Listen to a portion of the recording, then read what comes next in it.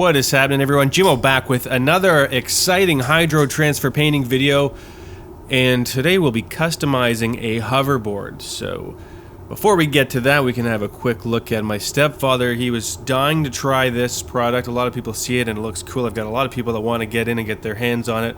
So we might see, even my kids want to get involved with this stuff. They just think it looks so cool. So he botched that helmet pretty bad. We were able to salvage it a bit. But anyway, let's get on to the hoverboard. So there's two pieces on it. Well, it comes into four pieces altogether that I need to dip. And the two pieces are pretty straightforward. And I had absolutely zero issue getting the pattern to transfer over. So this is another pattern from hydrodipstore.com. And I had a whole bunch picked out. I had my son choose one that he liked. So this is the one that he wanted to go with, a cool little skulls and flames pattern. And we needed that silver underneath to highlight the flames, and that black is the opaque part of the film. It'll cover any silver, and that's what you're left with. So it looks pretty cool. Now, the prep again was prime. I mean, it actually had a coating on it, this original hoverboard, so it didn't need a plastic primer. If it was raw plastic, which I actually initially thought it was, it would need a slightly different prep process. So here we go again. We're gonna push it in and try and move it forward while rolling it, and everything seems to transfer pretty well here. Now, the problem I run into with the next pieces is that my tank is not big enough, or I should say my $10 bucket that I picked up to try this stuff out. It's just not going to cut it. So here we are, we're spraying the activator on to dissolve the film.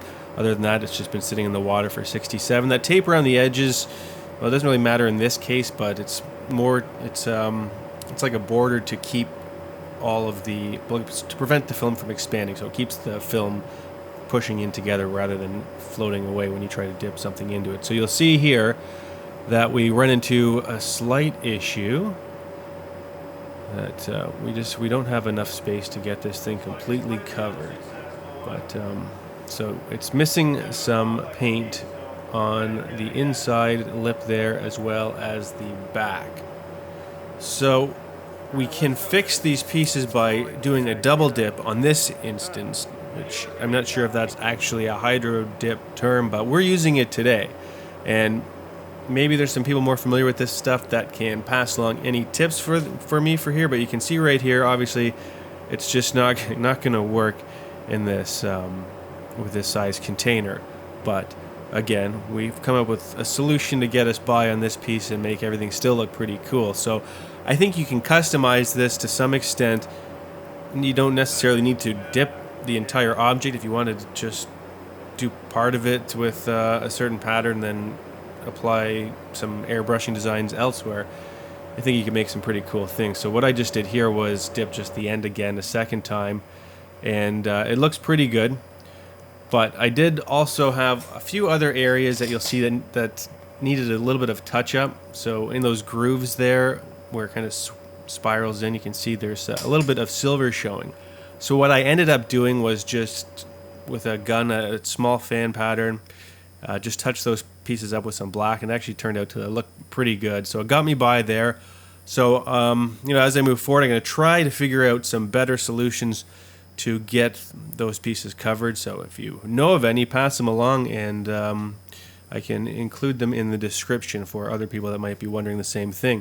But from what I've been gathering with the dipping process, it's mainly you want to make sure that your film stays straight, doesn't have any folds or creases in it, and you don't get any air bubbles, or else it can distort the pattern or cause like a string of paint to just be applied in the wrong place. So we got by in this job. It looks pretty cool. I think my little guy's gonna be pretty excited when he sees this hoverboard all back together.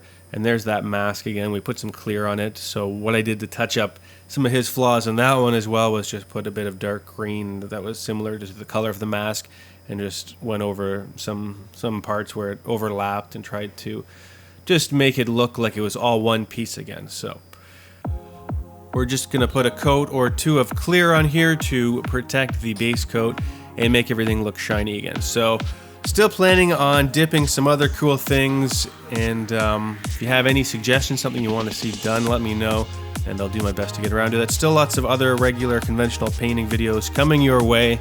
A little sidetracked right now, and also I should have an update on the virtual painting experience that should be launched pretty soon on Steam, at least on a development version. So I'll talk a little bit more about that in a future video.